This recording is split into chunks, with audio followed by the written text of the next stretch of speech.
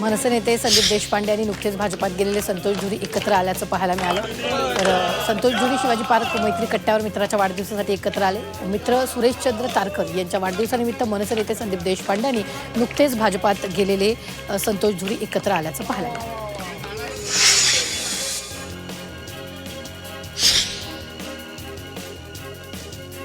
गणेश नाईक आणि एकनाथ शिंदे यांच्यातील संघर्ष काही केला थांबत नसल्याचं दिसतंय। गणेश नाईकांनी एकनाथ शिंदेंना थेट इशारा दिला, आम्हाला छेडू नका, आमच्या नादी लागाल तर तुमची जागा दाखवू, असा थेट इशाराच गणेश नाईकांनी एकनाथ शिंदेंना दिला।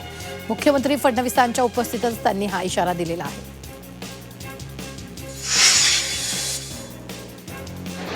येवल्यात भाजपाचे समीर समदडिया यांची नगरसेवकपदी निवड झाली आहे। यावेळी त्यांच्या समर्थकांनी गुलालाची उधळण करत ढोल ताशाच्या गजरात जल्लोष केला। तर शहराच्या विकासासाठी भरपूर निधी आणणार असल्याचा विश्वास यावेळी समीर समदडिया यांनी व्यक्त केला।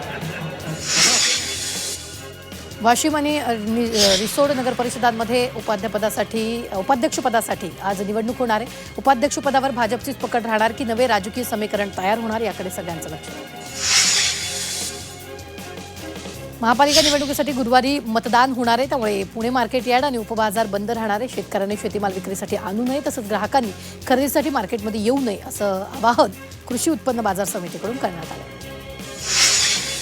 छत्रपती संभाजीनगरमध्ये यंदा एका मतदाराला 4 उमेदवारांना मतदान करावं लागणार आहे, त्यामुळे सर्वसामान्यांमध्ये जनजागृती केली जाते। डमी ईव्हीएम मशीन हातात घेऊन खासगी संस्थांमार्फत जागोजागी जाऊन जनजागृती करण्यात येते। पुण्यात बोलताना मुख्यमंत्री देवेंद्र फडणवीस यांनी दोन्ही उपमुख्यमंत्र्यांना सूचक इशारा दिला। जोपर्यंत अजित पवार आणि एकनाथ शिंदे आपल्याच वरिष्ठांकडे जातात तोपर्यंत आपली काहीच हरकत नाही, मात्र त्यांनी फक्त आपल्याच वरिष्ठांकडे जावं, मात्र ते भलतीकडेच गेले तर मग विचार करावा लागेल, असं सूचक विधान फडणवीसांनी केलं। पक्ष किंवा नेत्याला पराभव दिसू लागला तेव्हा असे आरोप करत असतात, तसं म्हणत असल्या जालन्याचे भाजप नेते रावसाहेब दानवे यांनी राज ठाकरेंना प्रत्युत्तर दिले। महापालिका निवडणुकीत भाजपकडून पैसे वाटप केले जात असल्याचा आरोप राज ठाकरेंनी केला होता, मात्र महापालिका निवडणुकीत भाजपनं कधीच पैशाचा वापर केला नाही, असं दानवेंनी स्पष्ट केलं।